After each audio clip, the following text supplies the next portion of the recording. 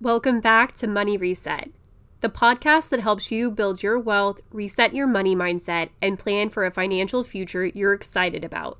I'm Budget Babe, and today on Money Monday, we're diving into a topic that can literally change your life. How to save money on everyday expenses with practical tips that you can start using right now. Because here's the truth, you don't need to make six figures or skip every joy in life to save money. You just need to know where your money is going and take small steps to plug the leaks. Let's jump into 10 actionable steps, and I'll share some examples from my own life and others who've made these work. Before we get into the list, remember, it's often the $5 to $20 daily decisions that quietly sabotage your budget.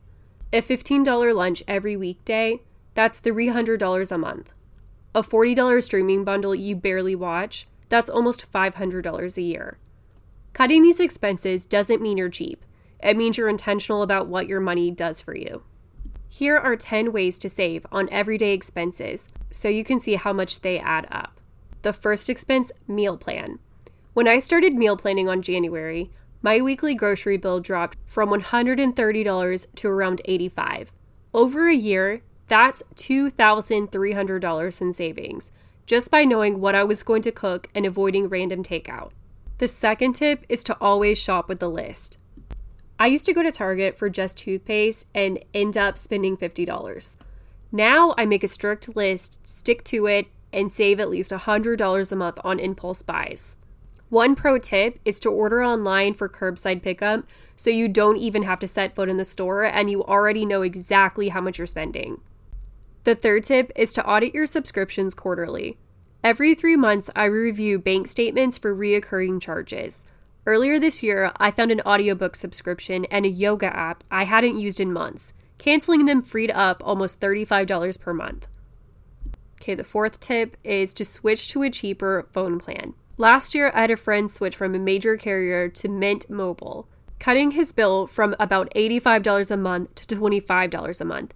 That's almost $720 per year back in his pocket. The fifth tip is to rethink cable or streaming.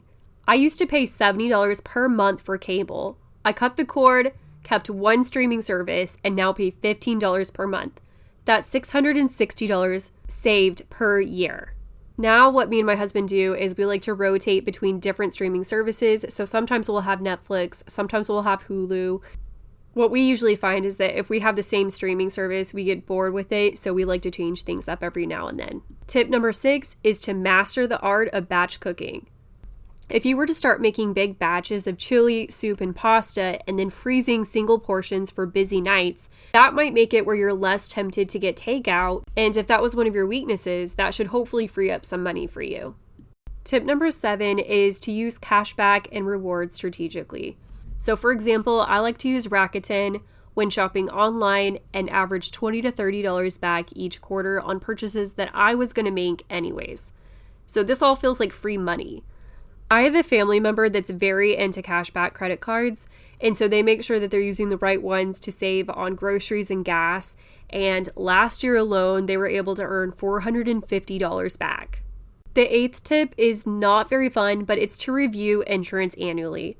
If you shop around, you may be able to find a provider that will have a lower premium, and even if you were to save $35 a month, that's going to be $420 a year, so I think it's worth putting on the table.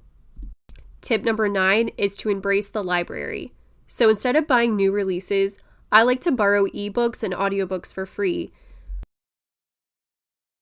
I've saved hundreds of dollars by doing this. Libraries also have streaming services like Canopy where you can watch movies for free instead of renting online. And the last tip is to implement a 24-hour rule. So before I buy anything over $50, I force myself to wait 1 day. And 7 times out of 10, I realize I don't need that item. So for example, one of my sisters really wanted a $300 handbag and ended up deciding it was not worth it and was able to save her budget and stick to her money-related goals. Sometimes you just need to sleep on it. Okay, so what does this all mean? Let's do some math. If you were to save $50 a month on your phone, $100 a month on food, $50 a month on a subscription, that's $200 a month or $2,400 in 1 year. If you invest that $200 a month instead, earning an average of 8% annual return, you could end up with over $35,000 in 10 years. That's the power of small, everyday decisions adding up to massive change over time. Cutting costs is only half the battle. Keeping them cut takes mindset work. Here's what helped me. Think of savings as opportunities. Every dollar you save is a dollar you can invest in your dreams. Reframe sacrifices as choices. You're not depriving yourself, you're choosing freedom. Gamify your progress. Challenge yourself to beat your grocery spending next month or save extra on utilities. And last, celebrate every win. No milestone is too small. Track your monthly savings and cheer yourself on. So here's your challenge. Pick 2 of today's tips and start using them this week. Then track how much you save over the next month. Seeing these numbers will keep you excited and motivated. If this episode inspired you, share it with a friend who wants to save more. And don't forget to subscribe to Money Reset so you never miss tips that help you reset your money mindset and build the life you deserve. Don't miss next week's Money Monday, where I'll talk about building a support system and how to find friends who respect your financial goals. Because having friends in your corner makes all the difference on your money journey.